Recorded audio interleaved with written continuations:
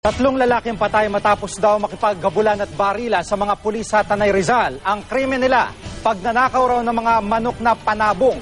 Si Jam Sisante, naka-alerto 24. Napasabak sa maaksyong engkwentro ang mga pulis sa Tanay Rizal kaninang madaling araw.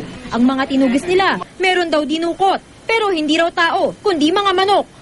Naka-receive kami ng tawag sa isang concerned citizen na mayroong umaali-aligid doon sa taas, sa bandang Sampaloc Road, doon pataas, kung saan nandun yung mga farm ng mga manok, yung mga panhabong. Agad daw itinimbre sa checkpoint ang isang SUV at motorsiklong sinakyan ng mga suspect.